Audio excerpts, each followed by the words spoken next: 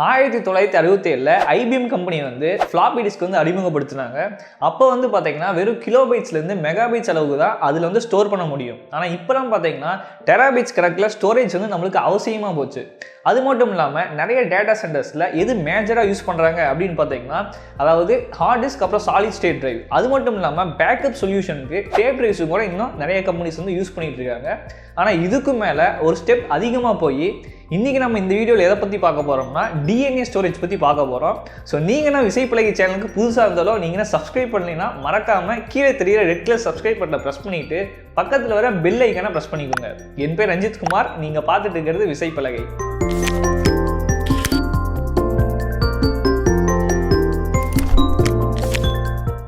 IBM தரப்புலேருந்து என்ன சொல்லியிருக்காங்க அப்படின்னு பார்த்தீங்கன்னா, ஒரு நாளைக்கு நம்ம உலகத்தில் ஜென்ரேட் பண்ணுற டேட்டா எவ்வளோ அப்படின்னு பார்க்குறப்ப 2.5 குவிண்டிலியன் பைட்ஸ். இதை ஒரு ரஃபாக கால்குலேட் பண்ணி பார்த்தா 2.5 மில்லியன் டெராபைட்ஸ் வந்து நம்ம வந்து ஒரு நாளைக்கு ஜென்ரேட் பண்ணுறோம், அதாவது உலகம் முழுசாக. ஆனால் இந்த டேட்டாலாம் எங்கே போய் ஸ்டோர் ஆகும் அப்படின்னு பார்த்தீங்கன்னா டேட்டா சென்டரில். அதாவது இந்த டேட்டா சென்டர்ஸ் வந்து இப்போ உதாரணத்துக்கு கூகுள், ஃபேஸ்புக் அப்புறம் ஐபிஎம்லாம் பார்த்தீங்கன்னா நிறைய டேட்டா சென்டர்ஸ் வச்சுருப்பாங்க. அதில் நிறைய அரேஸ் ஆஃப் அந்த ஹார்ட் டிஸ்க் அப்புறம் சாலிட் ஸ்டேட் டிரைவில் வச்சுருப்பாங்க. ஆனால் இதோட பேக்கப் சொல்யூஷனுக்காக அவங்க வந்து சில கம்பெனிஸ் என்ன பண்ணியிருப்பாங்க பார்த்தீங்கன்னா டேப் டிரைவ்ஸ் வந்து பேக்கப் சொல்யூஷனுக்காக வச்சுருப்பாங்க. ஆனால் இந்த என்விரான்மெண்ட் வந்து கண்ட்ரோல் பண்ணுறதுக்கு ஒரு கரெக்டான டெம்பரேச்சர் வந்து மெயின்டைன் பண்ணணும். அதே சமயம் மெயின்டெனன்ஸ் வந்து ரொம்பவே ஜாஸ்தியாக இருக்கும்.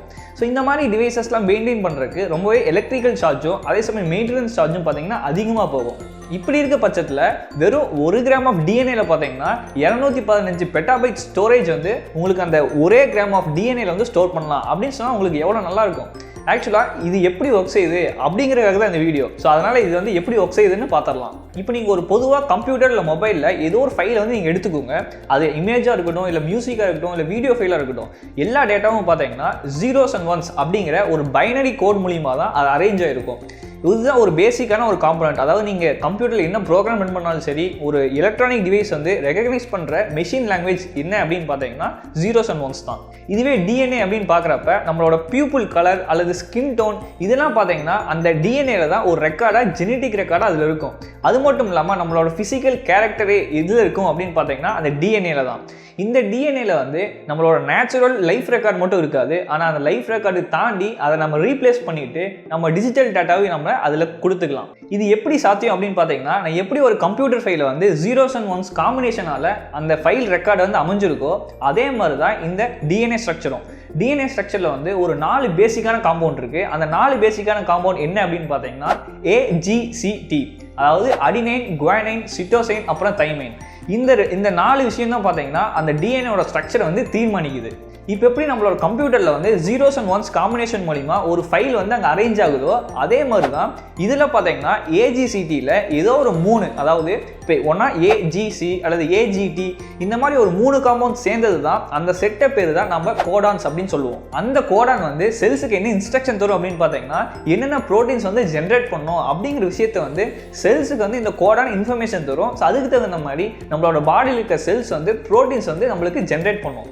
இந்த மெத்தடை யூஸ் பண்ணி தான் 1999ல் நியூயார்க் சிட்டியில் வந்து சில சயின்டிஸ்ட் என்ன பண்ணாங்க அப்படின்னு பார்த்தீங்கன்னா ஒரு சீக்ரெட்டான மெசேஜ் வந்து ஒரு லெட்டர், சாதாரண ஒரு போஸ்ட் லெட்டரில் வந்து ஒரு சீக்ரெட்டான மெசேஜை ஒரு சின்ன டாட் வச்ச அந்த டிஎன்ஏ மூலியமாக தான் உங்களுக்கு வந்து தெரிவித்தாங்க. இப்போ நான் ஏற்கனவே சொன்ன மாதிரி அந்த கோடான்கிறது இந்த AGCT இந்த 4ஓட ஒரு 3 செட் ஆஃப் காம்பினேஷன் தான். இந்த மாதிரி எத்தனை 3 செட் ஆஃப் காம்பினேஷன் வரும் அப்படின்னு கேட்டிங்கன்னா 64 காம்பினேஷன் வரும். ஸோ அவங்க என்ன பண்ணாங்க அப்படின்னு பார்த்தீங்கன்னா இந்த 64 செட்டை அது கன்வெர்ட் பண்ணிட்டு அந்த 64 செட்டுக்கும் ஒவ்வொரு செட்டுக்கும் என்னென்ன லெட்டர், என்னென்ன நம்பர், அதே சமயம் ஒரு கிராமட்டிக்கல் பங்க்சுவேஷன்ஸ்லாம் பார்த்தீங்கன்னா அதில் மென்ஷன் பண்ணியிருப்பாங்க.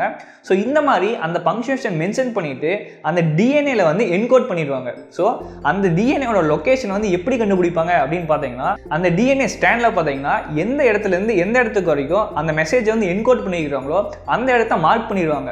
இதுக்கு பேர் தான் ஜெனட்டிக் மார்க்கிங் அப்படின்னு சொல்லுவாங்க. ஸோ அந்த லெட்டர் வந்து ஒரு சின்ன ஒரு டாட்டுக்கு அப்புறம் ஒரு சிறு புள்ளியாக வந்து அந்த டிஎன்ஏ வந்து இன்சர்ட் பண்ணிட்டாங்க.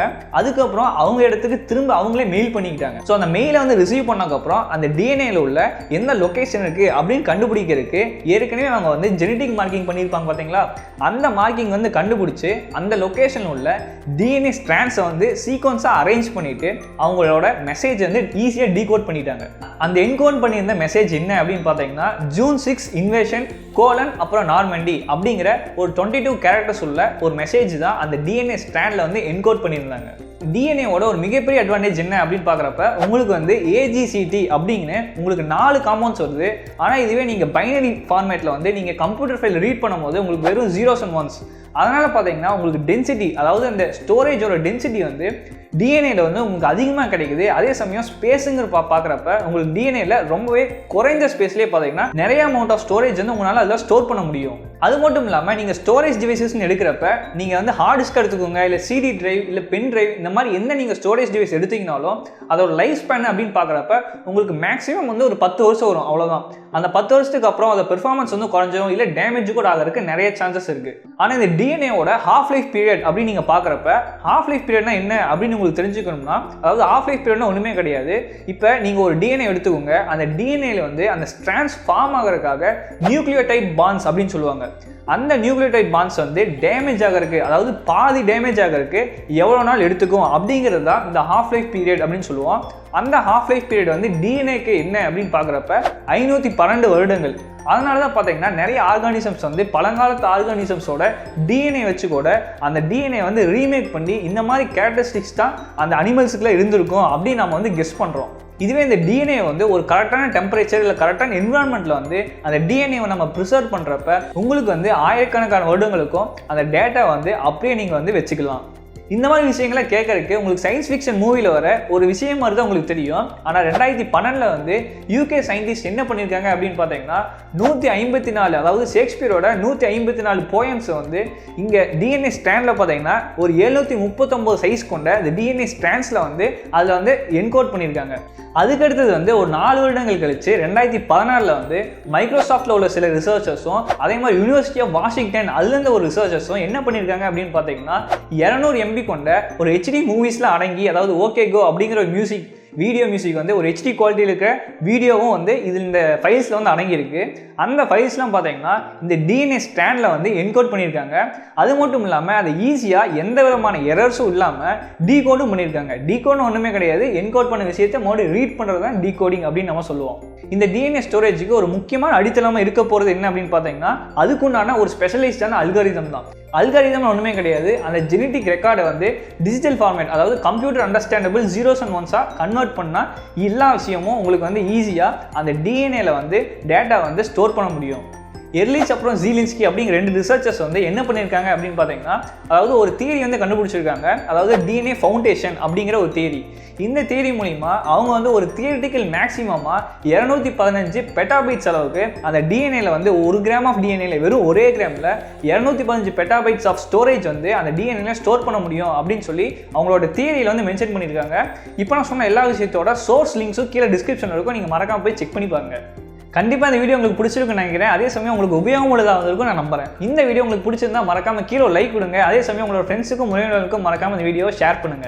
உங்களிடம் இந்த விடைபெறுவது ரஞ்சித் குமார். நீங்க பார்த்துட்டு இருந்தது விசைப்பலகை.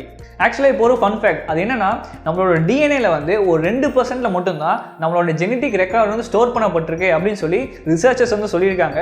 மீதி 98% என்ன அப்படின்னு பார்த்தீங்கன்னா ஒரு வேஸ்டான ரெக்கார்ட் மட்டும் தான் அதில் இருக்கு, எந்த விதமான பிரயோஜனமும் அந்த டிஎன்ஏல கிடையாது அப்படின்னு சொல்லி ரிசர்ச்சர்ஸ் சொல்லியிருக்காங்க.